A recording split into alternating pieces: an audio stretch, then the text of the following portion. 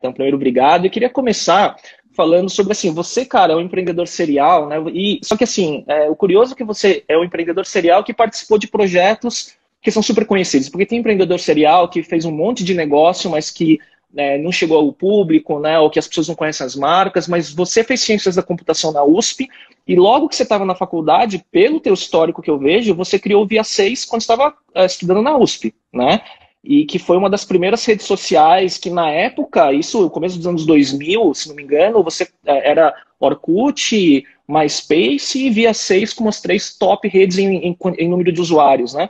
Então conta como é que foi isso, né? Como é que foi começar a empreender, contato com tecnologia, esse início da trajetória? Legal, legal. Antes de tudo, Léo, obrigado pelo convite, acompanho o seu trabalho desde a época do Men in the Arena, super feliz com o convite. Eu fiz parte do time fundador da Via6, né, exatamente isso, era um momento que o Orkut estava começando a bombar no Brasil, e aí 2 amigos meus de faculdade que começaram a puxar a ideia, aí chamou a gente logo de cara, né, e falou, pô, tá tendo uma rede social aqui, esse nosso de mídia social, será que não dá para fazer isso aqui para o público profissional? Né? Então foi assim que nasceu a Via6, era para ser o Orkut para a sua parte profissional, que é o LinkedIn hoje, né? O pessoal até na época falou que a gente era o LinkedIn brasileiro. E acho que foi uma história de sucesso, a gente até eram 5 programadores, 5 pessoas de faculdade, todo mundo muito novo, né? Mas chegou a ser a 3ª maior rede social do Brasil, a gente ganhou lá, recebeu um investimento de capital de risco também, que naquela época era uma coisa totalmente inexplorada, né? Enfim, eu acho que teve uma história bacana, a gente acabou não conseguindo monetizar, acabou o negócio não virando, mas acho que foi uma baita experiência pra gente, né? Imagina, 4 meninos de faculdade, dos quais 4 eram ciência da computação, fazendo de casa, a gente ficava lá no escritório em Osasco, em cima do Banco do Brasil, embaixo de uma academia de Kung Fu, então o pessoal ficava pulando lá, a gente ficava ouvindo, bem história de garagem mesmo, mas acho que foi uma experiência super bacana naquela época de faculdade. Quase o Zuckerberg, Saverin e os Winklevoss, né? Fazendo o produto juntos, né? As suas devidas proporções ali, né? A lá Tupiniquim, mas a história é parecida. Tipo, tem esse negócio de moleque de faculdade que estava desencanado, que queria fazer tal coisa, era bem essa pegada mesmo. Mas é bom, porque foi um bom início, né? Uma boa porta de entrada, porque o negócio, assim, óbvio, né? Por um determinado momento o produto deu certo, ele teve tração, né? Acho que o desafio foi muito mais de modelo de negócio, né? Mas o produto funcionou e deu certo, né? E acho que deve ter trazido muitos aprendizados para a trajetória futura, né? Porque eu vejo na sua história que você tem produto B2, você alterna B2C com B2B de certa forma, né? Ao longo da sua carreira, né? E aí depois você foi para um B2B trabalhando numa consultoria, né, que era a Direct Labs, né, que eu conheço até o grupo Direct da época, né, com automação, né, da área de atendimento ao consumidor, conheço bem a história, entrevistei o Daniel Reis no Mandarin na época, né, e você cofundou e criou um dos primeiros produtos de monitoramento, né, de social listening, que era o Scoop, né? Fala um pouco sobre esse momento aí e como é que você trouxe essa primeira experiência para essa segunda. Acho que vale a pena falar, né, de onde que a gente saiu da Via6, porque o time fundador da Via6 foi o mesmo time fundador da consultoria e do Scoop. A gente, naquela época, era, sei lá, 5 moleques que acabaram ganhando uma certa fama no mercado, né? Pô, os moleques que criaram a Via6 ali, a gente já não estava dando tão certo ali com a Via6, e aí o Daniel Reis mesmo, que participou do Men in the Arena, começou a falar com a gente, falou, pô, vocês estão infelizes, aí vocês não querem vir montar alguma coisa aqui com a gente? Então foi uma coisa assim, super orgânica, até uma questão de maturidade dos moleques de ir lá e largar tudo, né? Mas foi mais ou menos essa pegada. A ideia foi, né, o pitch era, vocês aí, molecada, que manja de rede social, desses negócios que tá acontecendo aqui, se vem com a gente aqui, que a gente manja muito de estratégia, monetização, modelo de negócio, a gente tenta fazer um bem bolado e criar alguma coisa.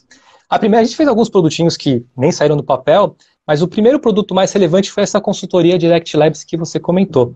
Qual que era o propósito? Empresas grandes que estão querendo entrar nas redes sociais de forma estratégica, né, para fazer marketing ou para fazer relacionamento, fala com a gente que a gente te ajuda a montar a estratégia de entrada nas redes sociais. Hoje não existe mais nenhuma empresa que não esteja nas redes sociais, mas lá em 2008 era tipo cortar mato, né? Falar, redes sociais, eu vou estar lá. Então a gente começou a fazer isso. Então a gente começava a pegar as empresas, entendendo mais ou menos as necessidades delas e ajudando elas a entrarem. Era um produto muito difícil, era consultoria, né? A gente se posicionava como consultoria, mas no final das contas acabava virando faz tudo, né? Então, dava estratégia, entregava, era, enfim, uma dificuldade grande de escalar o negócio. E aí teve um cliente, naquela época da Direct Labs, uma companhia grande, super, já bem relevante, que chamou a gente para ajudar a montar a equipe de atendimento deles nas redes sociais.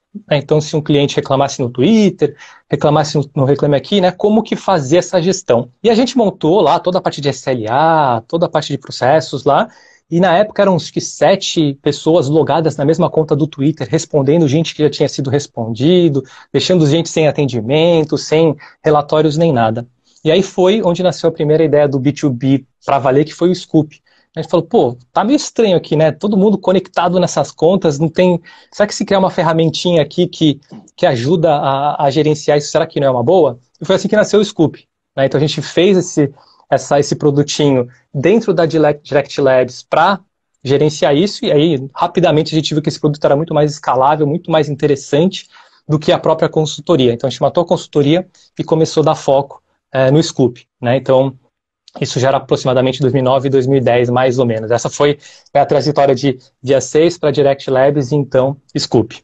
Quem era seu concorrente na época? Era BuzzMonitor, já tinha? Social Bakers? Olha, é uma pergunta que eu nem vou lembrar, mas a gente criou muita coisa. O pessoal usava Social Bakers na época, a do Monitor eu acho que nem tanto, mas era muito, era muito no começo, assim, tipo, era a época que, era até engraçado, tipo, o Reclame Aqui estava começando a ganhar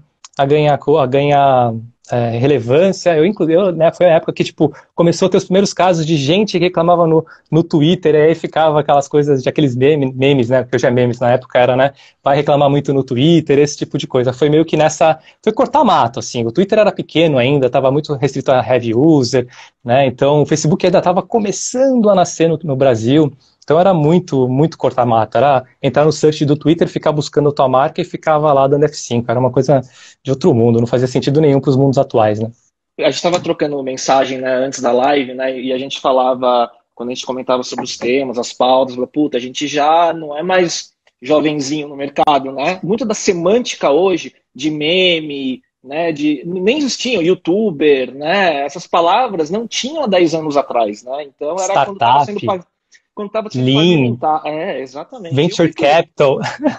E eu fui cliente do Scoop, através da Incuba, né, pré-Sprinkler, né, então eu fui um dos primeiros usuários, 2010, 11, fazendo social listening, SAP 2.0 para as marcas que a gente atendia na época, né, e era bem legal, a ferramenta muito boa, mas eu não sabia, cara, da história do time fundador e como que foi esse processo todo, mas bem interessante.